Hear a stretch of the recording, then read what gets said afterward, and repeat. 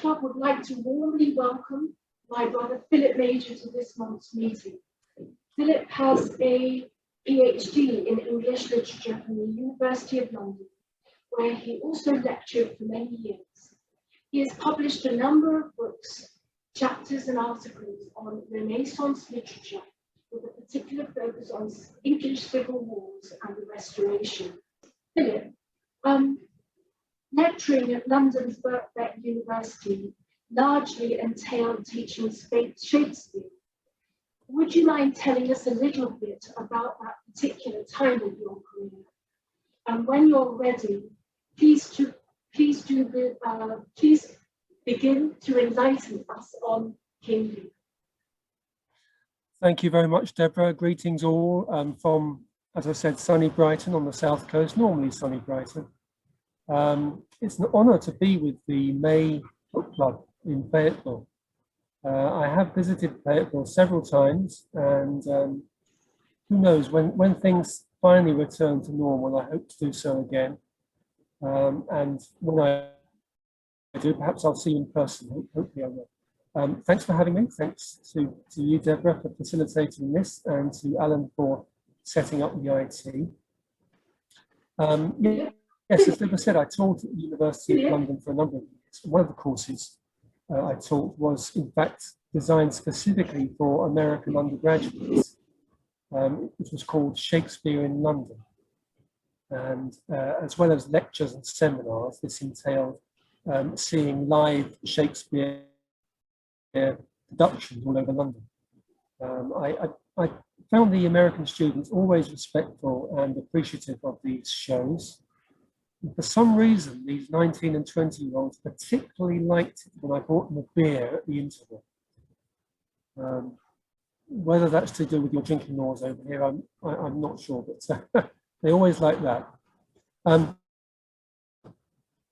Anyway, yes, I'm going to speak for about 20 minutes on Shakespeare's King Lear, and then hand back to Deborah for the important bit, which is your discussion of Jane Smiley's 1,000 Acres, which is based on Lear. A quick disclaimer here, if I may. In the time available, I've not been able to get hold of a copy of 1,000 Acres. Although mildly inconvenienced to me, I'm happy to report that my local library's copies were both out on loan. So on this side of the pond, at least, it's still a popular book, clearly. If you don't know King Lear or have only a vague knowledge of it, hopefully my talk will be a window of some sorts into the main inspiration for 1,000 Acres, but also into a great Shakespearean tragedy in its own right. There is, of course, no substitute for reading or seeing Shakespeare for yourself. In an idle moment, I actually checked the performances of Lear in Tennessee and noticed that East Tennessee State University has recently staged a production of excerpts from the play, only last month actually, which you can now view on YouTube. I'm sure there'll be further opportunities to see it performed locally in due course. Talking of live performances of Lear, I must just briefly share an anecdote with you. Philip, yes. I'm so sorry. Philip, could you possibly speak a little louder? Yes. Thank you. Thank you. Is that better? As loud as you may, yes. Yes, I'm just a bit We have heard, Philip, everything, but it could just be a wee bit louder. Yep, I'll try and get my voice up. So, yeah, just a brief anecdote with you, experienced at the theatre by my American students and me a few years ago. There's a particularly spine-tingling scene, the most famous actually in the whole play, near the end, where the king carries the lifeless body of his youngest daughter on stage, his beloved Cordelia, who has been murdered. There's a pause before he begins a memorable, anguished speech. Naturally, the audience is in a state of complete suspense. You can hear a pin drop at this moment? Well, in this particular performance, at that precise moment, yes, an audience member's mobile phone rang, just in front of me, in fact. Suffice it to say that I doubt that the memory of having the eyes of the entire cast and 1,000 other pairs of eyes burning a hole in her has ever left the poor lady. Now, just a quick word on adaptations of Shakespeare, which Smiley's book is an example of. They're not unusual, Shakespearean adaptations, as I'm sure you know. Books one could cite in this regard include Anne Tyler's Vinegar Girl, another Pulitzer Prize winner, based on The Taming of the Shrew, Nicole Gallen's I, Iago, an Othello spin-off, and The Story of Edgar Sawtell by David Bobolewski, which transports Hamlet to a farm, this time in Wisconsin rather than Iowa. It does seem to beg the question, that last one, what is it about Shakespeare and American farms? Not sure. I'm waiting for Macbeth to be set on a farm in Lincoln County, perhaps. That's the next one. My personal favorite adaptation is the film Rosencrantz and Guildenstern Are Dead, which amusingly follows the imagined fortunes of two of Hamlet's characters as they wander through Elsinore Castle. A Shakespearean adaptation doesn't get a free pass from the critics just for being an adaptation. There have been plenty of flops and a few disasters, often where the work has fallen between two stools, trying too hard to please two different audiences rather than standing on its own merits. Now, a few Shakespeare purists do turn their noses up at their revered bard being adapted in these ways, but most are fairly relaxed about it, and why not? After all, the best creative geniuses through the ages have borrowed from other sources, not least Shakespeare himself. Indeed, although given a full Shakespeare makeover, King Lear itself draws inspiration from no fewer than 7 previously published sources, including an anonymous text from 1594 called The True Chronicle of King Lear. Also, Raphael Holinshed's book, Chronicles of England, and Sir Philip Sidney's poem, Arcadia.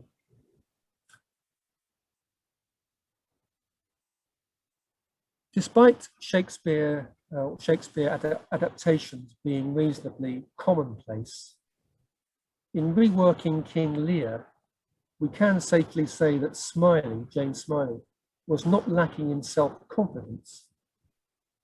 It tells you all you need to know about the reputation of the play, that it is routinely referred to simply as Lear by literary scholars and theatre buffs. There's no need to say King Lear. We don't do this with any other Shakespeare play. We don't say, for example, John rather than King John, or Venice rather than the Merchant of Venice. So if you get nothing else out of this talk, just remember that if you want to impress your friends and family, tell them with just the right amount of nonchalance that you've been studying Lear. Any response of, is that King Lear, should be met with a slightly exasperated, of course. But to put it plainly, Lear ranks with Hamlet, Macbeth, and perhaps Othello as the pinnacle of Shakespeare's art. To play the character King Lear is considered by older actors to be the highlight of one's acting career, on a par with a young actor playing Hamlet. Laurence Olivier, John Gielgud, and more recently Anthony Hopkins all attested to this.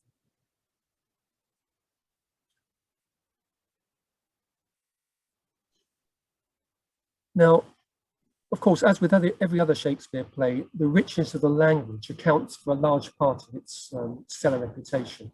To take just one scene, Act 5, Scene 3, we find the following gems from King Lear himself. I am a man more sinned against than sinning. When we are born, we cry that we are come to this great stage of fools. And holding his dead daughter Cordelia in his arms in the mobile phone scene I mentioned earlier. Why should a dog, a horse, a rat have life, and thou no breath at all? Not forgetting memorable lines of other characters in the play, such as these of Edgar, Gloucester's son, which bring the play to a close. The weight of this sad time we must obey. Speak what we feel, not what we ought to say. The oldest hath borne the most. We that are young shall never see so much, nor live so long. Probably the greatest compliment paid Shakespeare was by his contemporary and good friend, Ben Jonson, the writer. Shakespeare, said Jonson, was not of an age, but for all time. Let me just repeat that. Shakespeare was not of an age, but for all time. What Jonson meant by this, of course, was that Shakespearean themes are universal. They span the centuries, fundamentally because human nature doesn't change. Hence, King Lear's themes, or Lear's themes, love, lust, justice, reconciliation, metaphorical and literal blindness, authority, chaos, generational conflict, things not being quite as they seem. These themes all speak to us still. This is one of the main reasons Shakespeare endures, perhaps the main reason. So I agree with Jonson about Shakespeare's timeless appeal, but it does not diminish this sentiment to remember that Shakespeare was also of an age. We all are. And this leads me maybe to the crux of my talk, which is the idea that many of Shakespeare's and Lear's themes, though indeed universal, are also rooted in a specific time and place. Let's first consider time, then we'll move on to place. Shakespeare is often thought of as an Elizabethan playwright, writing for the Elizabethan stage. And this is true.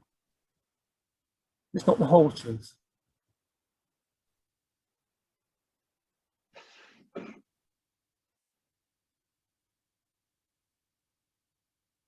No fewer than 14 of his 37 plays were written after Elizabeth's death in 1603 and before his own death in 1616.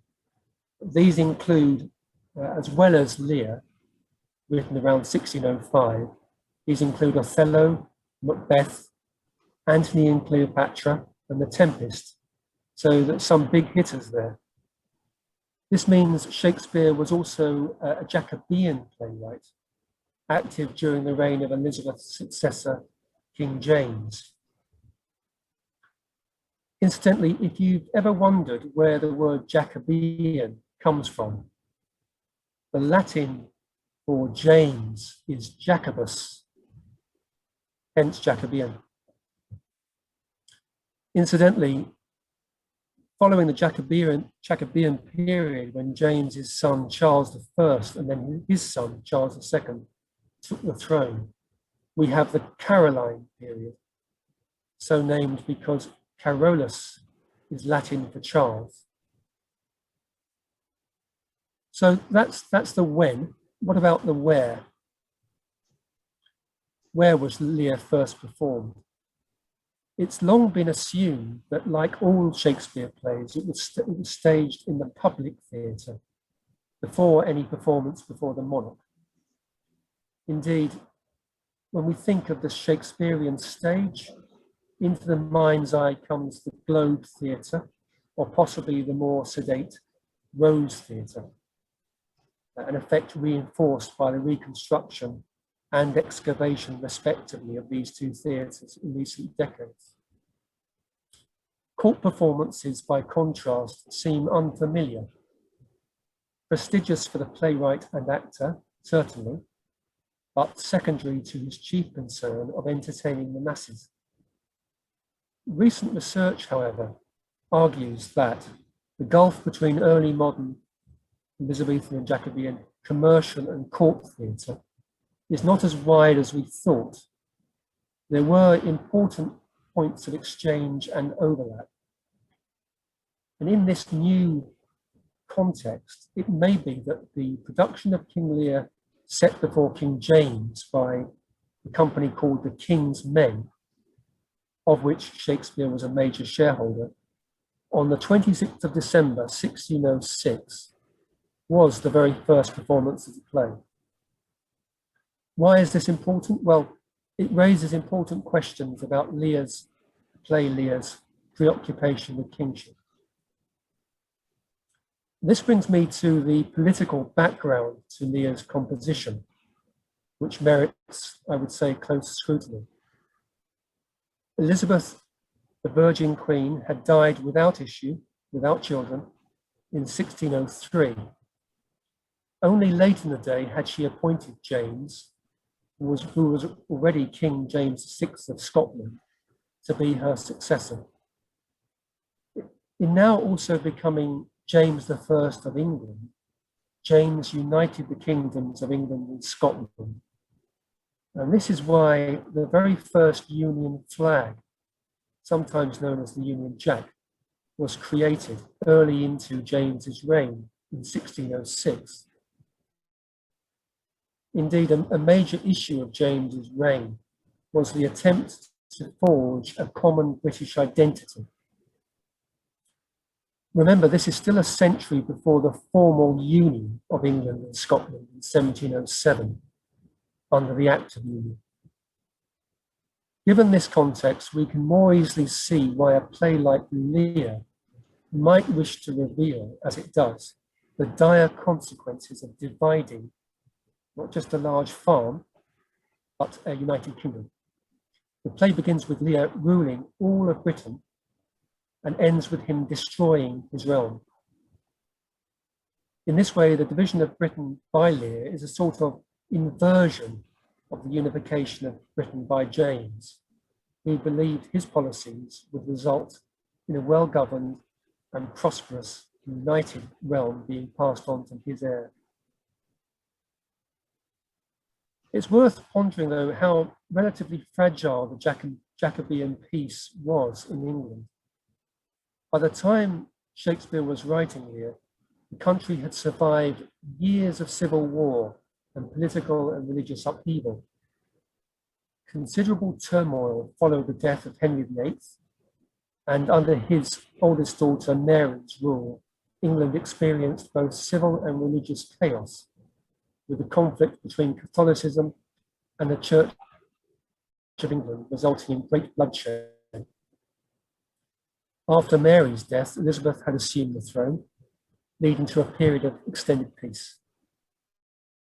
In spite of their contentment with Elizabeth's rule, there was anxiety about England's future because Elizabeth was unmarried and for years she refused to select an heir. Nobody wanted a repeat of the events that marked the earlier transfer of power.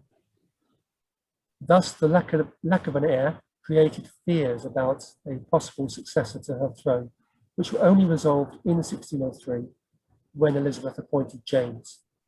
The public knew that a strong country needed an effective leader to protect it from potential invasion. Elizabeth's powerful leadership had saved England when the Spanish attempted an invasion in 1588, and much of the credit for her success was attributed to her earlier efforts to unite England and to end the dissension that was destroying the country. No ruler would have deliberately chosen to divide a kingdom, not after having witnessed the conflicts that had marked England's recent history. The division of a country would have weakened it, leading to squabbles between petty lords and to the absence of an effective central government, and thus the absence of an effective defence. So after this long period of uncertainty, Shakespeare's Jacobean audience would have been horrified at Lear's choice to divide his kingdom and so create disunity. When considering Lear's political context, it's also worth mentioning the religious landscape of the time. Not that politics and religion in this period can easily be distinguished. The attempted invasion of the Spanish Armada in 1588 and the Gunpowder Plot of 1605 were both Roman Catholic plots against the government of England. As a result of these events and England's Protestant nationalism, Roman Catholicism was seen by many as hostile and disloyal. Shakespeare seems to have avoided direct religious comments in his plays. It has been argued that characters such as Lear do have Protestant leanings. Lear is obsessed by his own sense of identity, his inner struggle, unmediated by any church authority. This is a huge topic, but this was very much a Protestant preoccupation, searching inside yourself. Having said that, nothing is straightforward with Shakespeare because as well as signalling Lear's Protestantism, he, Shakespeare, actually transforms the Christian backdrop of his main source, the 1594 text I mentioned earlier, into a bleak pagan landscape. This had its own advantages, of course. It's safer to shroud subtle criticism of your royal audience in a distant pre-Christian blanket. And criticism there may have been. Shakespeare's plays almost always conclude in a restoration of order, as audience expectation and censorship required. But many critics argue that Shakespeare's imaginative energy goes into subverting rather than reinforcing traditional values. In his writings and behaviour, James articulated his belief in an absolutist theory of monarchy, the divine right of kings, desiring to command not only complete obedience, but also complete devotion, which would lead to difficulties in his relationship with Parliament. King Lear, the character, himself believes himself to embody natural authority with a divine right comparable to that claimed by James himself. Yet, embarrassingly enough, in the play itself, events show him, King Lear, to be a fallible old man whose deteriorating mind brings about the destruction of his family and threatens the whole nation.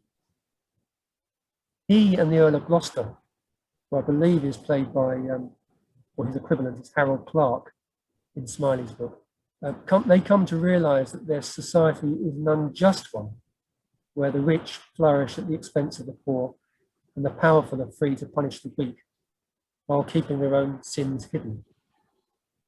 Prayers go unanswered. Help comes only to those strong enough to help themselves. In addition, James was notorious for surrounding himself with expensive hangers-on and yes-men, as is King Lear, with his large retinue of knights. So the play was possibly meant as a warning to James, since in the play a monarch loses everything by giving in to his sycophantic courtiers, who only seek to use him while neglecting those who truly loved him. As well as his susceptibility to the flattery of ambitious courtiers, James was overly generous towards his favourites and spent lavishly. He made his way through £500,000 each year, spending 4 times more annually on fashionable clothing than Elizabeth herself had. Lear just manages to evade the charge of subversion by being set in a distant past. It certainly has implications for the state of the nation in Shakespeare's time.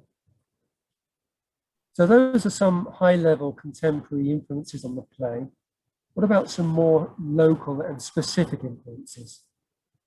A legal case of the time may also be due some credit for contributing to the drama. In 1603, two daughters, one unforgettably named Lady Grace Wildgoose, tried to have her father declared insane so that they could take control of his estate. Echoes here of King Lear and King Lear's two eldest children, Goneril and Regan. Their equivalents, I believe, are Ginny and Rose in the book. Meanwhile, the younger daughter, Cordell, note the resemblance there to Lear's youngest daughter, Cordelia, objected. Shakespeare would definitely have heard about this story. It was big news in 1603 to 1604. This real-life scandal probably gave him the idea of making Lear go mad. The second local influence would be a man named Samuel Harsnet, who published a pamphlet about people who feigned madness, who faked madness in order to gain sympathy. A declaration of egregious popish impostures in 1603 was his book. Harsnet was a skeptic. He didn't believe in demonic possession. And Shakespeare used Harsnet's pamphlet in creating Edgar's disguise as poor Tom. There are many links to Harsnet's pamphlet in the play. Deborah, don't let me go over time here. I've got a few more minutes to go. Is that okay? Hey, Philip. No, really, please do. What's of the of London itself, the London he knew so well? Recent research has shed new light on this. We now think that the violence of an early tragedy, Titus Andronicus, was likely shaped by the many executions which took place on the infamous gallows at Tyburn. Also, that the history play Richard II is closely connected to the physical surroundings of Whitehall, and that the Merchant of Venice was connected with the Inns of Court in London, where Shakespeare himself once gave evidence as a witness in a case, which was a family dispute. Did any London landmarks influence King Lear? Most likely, yes, and we return again here to the theme of madness. In the play King Lear, having rejected Cordelia and been cast out by his other two daughters, the king finds himself without shelter, protection, or any other of the trappings of power to which he has become accustomed. At this most humbling moment, he encounters the character of poor Tom, who appears to be a Bedlam beggar. It's Tom, not any high-born person, who elicits the proud and overbearing king's sympathy, finally, for his fellow man. Lear's newfound compassion is contrasted by Larry Cook in 1,000 Acres. As I understand it, in 1,000 Acres, Larry Cook, Lear's equivalent, doesn't change or humble himself through the course of his life. In fact, he remains insolent and arrogant, refusing to acknowledge his sins of abuse. Perhaps that's one for a later discussion, Deborah. Now, we're all familiar with the word Bedlam, meaning uproar or confusion. But did you know its origins lie in Bedlam Hospital in London, or Bethlehem Hospital to give it its proper name, founded in 1330, England's first mental institution. It was quite a small institution in Shakespeare's day of some 30 patients located in Bishopsgate, just outside the walls of the city.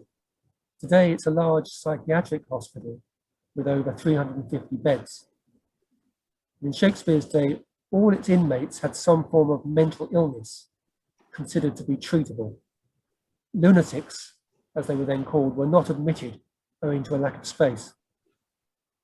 Until it moved to much better premises in the late 17th century, conditions at Bedlam Hospital were cramped, treatment was of a minimal nature, and visitors, who were an important source of charitable donations, were often appalled by the squalor. Those who became patients were usually the poor and marginalized, sometimes believed to be dangerous, who lacked friends or family to support them. The hospital regime was a mixture of punishment and religious devotion. Chains, manacles, locks, and stocks appear in the hospital inventory from this time. The shock of corporal punishment was believed to cure some conditions, whilst isolation was thought to help a person, quote, come to their senses, unquote. A particularly hideous approach, we would now say for sure, was called rotational therapy. A patient would be placed in a chair and suspended from the ceiling. The chair was then spun at the direction of a doctor, sometimes at more than 100 rotations a minute. The patient would often vomit and experience extreme vertigo, but these were seen as healthy reactions with the potential for healing. Small wonder that the hospital's famous history has inspired several horror books, films, and TV series, most notably Bedlam, a 1946 film starring, appropriately enough, Boris Karloff.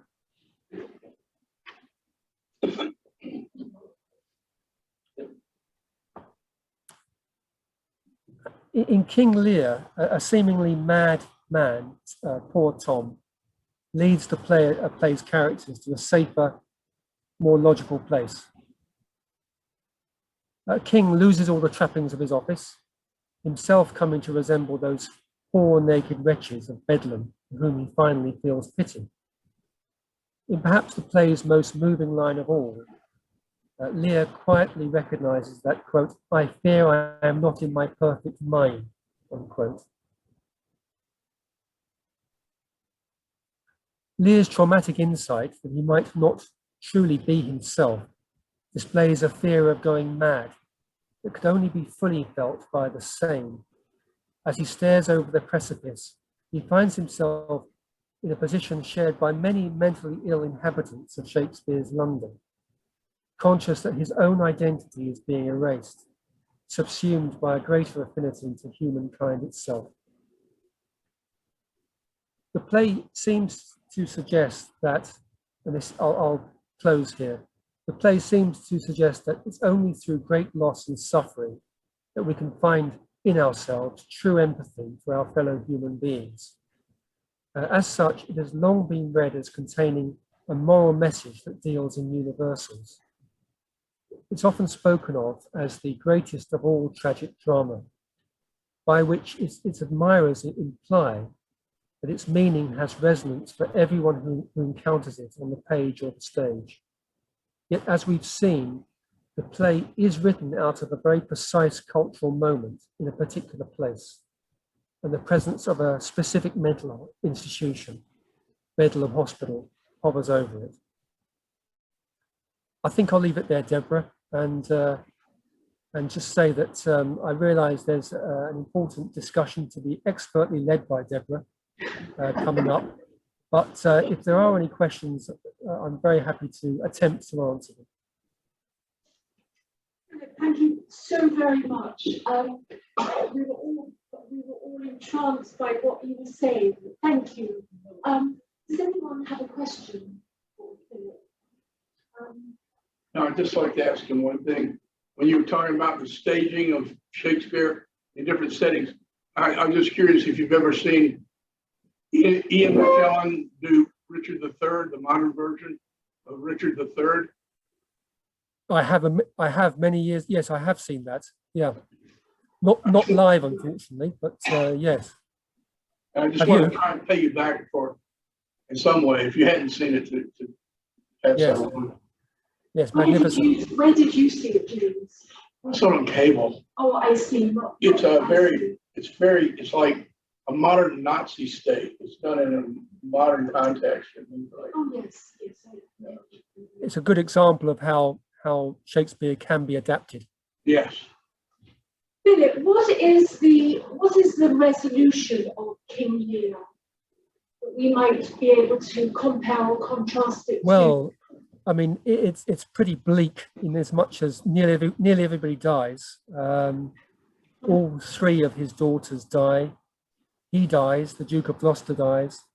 A new power takes the throne, Edgar, Gloucester's son. So in terms of a bright future, the resolution, or I should say there is no resolution. However, as I hinted earlier on, before he dies, the audience and the reader get some sense that Lear himself, the character King Lear, has found himself in ways that he hadn't done before, with all his airs and graces as a king.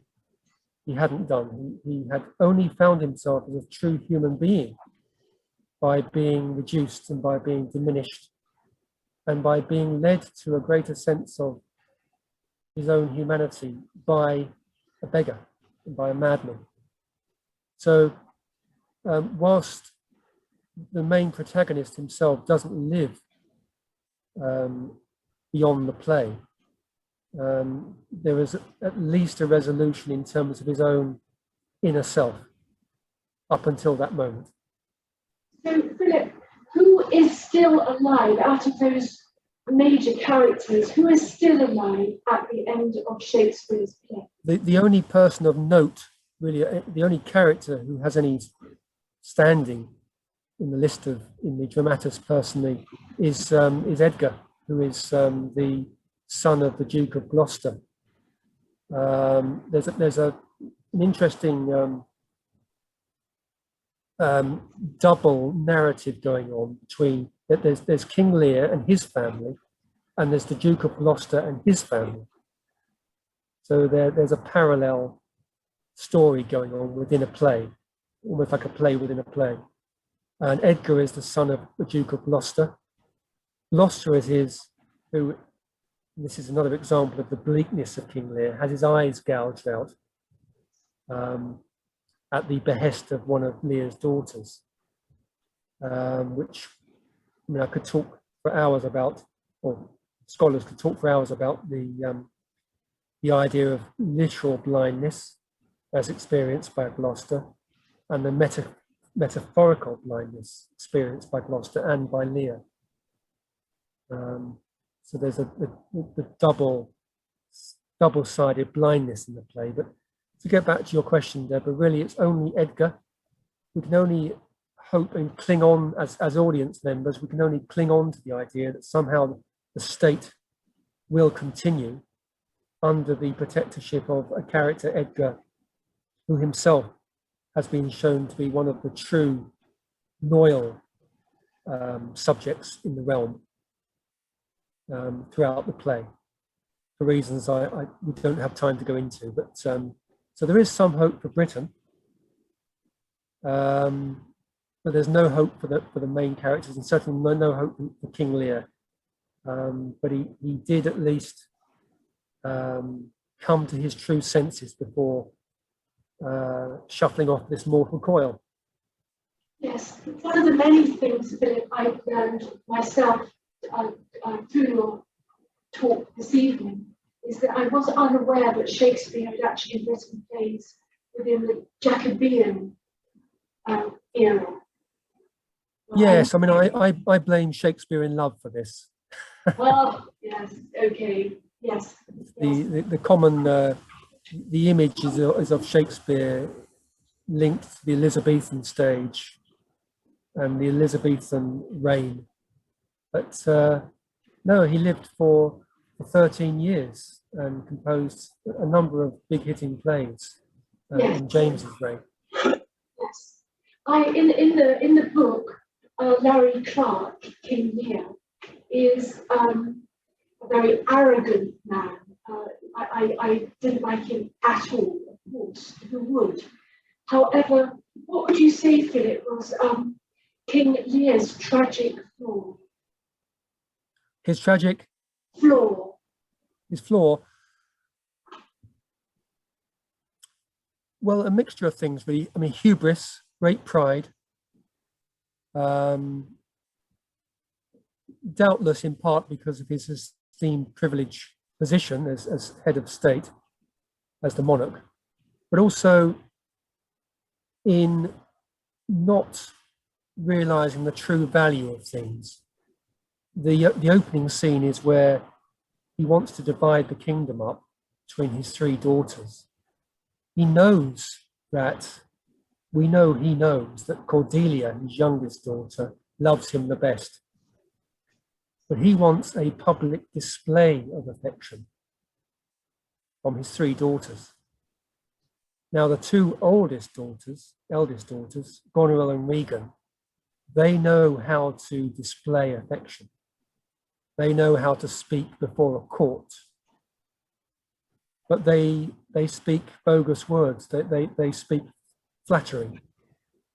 But that's what Lear wants to hear.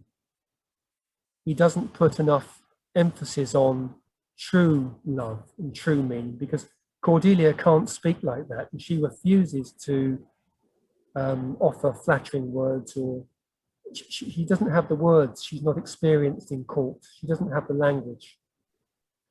And mistakenly, Lear takes offense at that.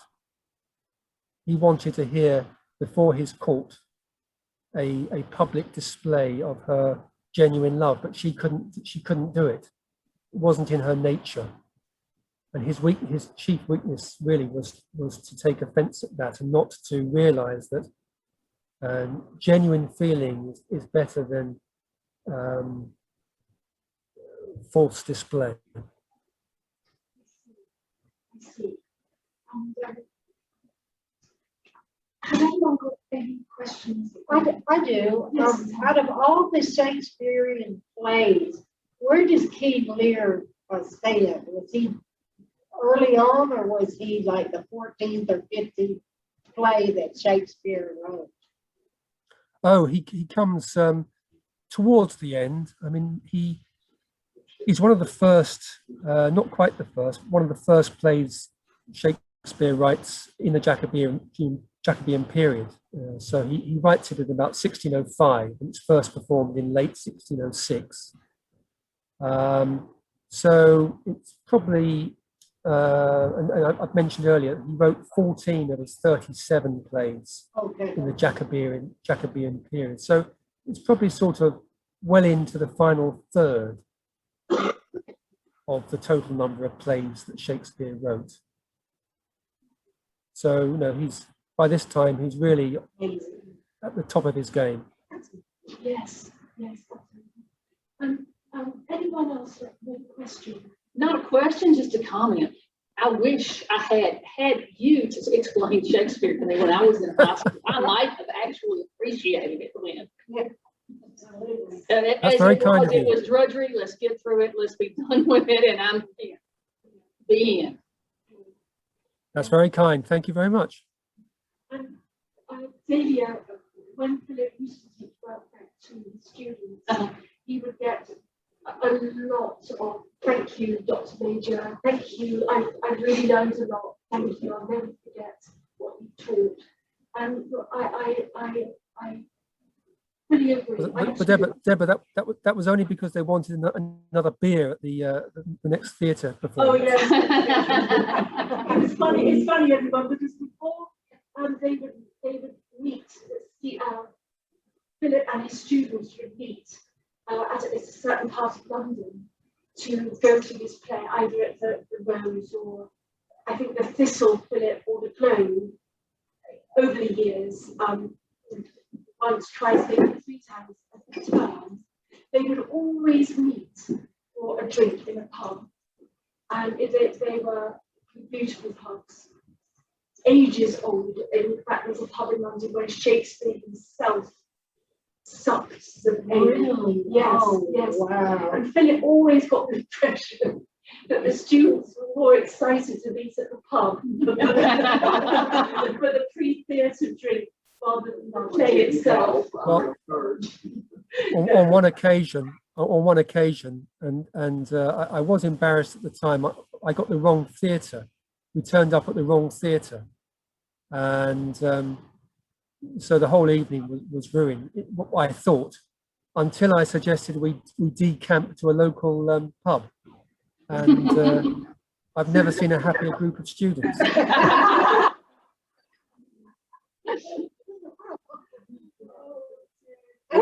That's Americans for you. What is your personal favorite Shakespeare play? Oh, that's a good question. I have a soft spot for Richard II. It's not one of the better known plays. It's well known, but it's not one of the best known. It's a history play, and I've always enjoyed it. I've always enjoyed teaching it. There's something about the main character, Richard, I warm to in some way, and many people do. Again, a little bit like Lear, he goes through a journey in life. A self-discovery. In his case, he ends up in prison and separated. It's a different plot to Lear, but it's this idea of somebody born into greatness, born into privilege, being diminished and reduced in circumstance, and yet somehow being elevated in self-awareness and self-knowledge. There can be great pathos in that, and the way this is drawn in Richard II is particularly, I find it particularly appealing. Once you've seen, when you next get to see King Lear, after seeing King Lear, make tracks for Richard II at the theatre next time. Yes, yes. Philip, any news on when the Globe will be, there will be performances at the Globe Theatre at this time? I haven't seen any listing. Yes, I haven't seen any listings for that of late. So fingers crossed, things will start to get moving. I think a lot of people have been waiting for this June the 21st deadline, which we have here in the UK, where things finally get back to normal and the lockdown ends. And only then, I think, can theatre companies start really rehearsing in earnest. Yes. And scheduling some dates. So fingers crossed. Yes. Let's hope that happens sooner than soon. Yes, I've been particularly, I suppose someone like me, I felt particularly sorry for people like actors during this last year. Actors and entertainers and performers, obviously sorry for people who have been unwell, of course, but for the rest of us, I mean, the acting profession has suffered a lot. And let's hope things can get back to normal soon for them. Yes. And Philip, on that note, I know it's late your end. Gosh, it's approaching 1 a.m. And Philip, it's been a pleasure and a privilege to hear you. Thank you so very much for speaking. Thank you very much. Thank you. Good night.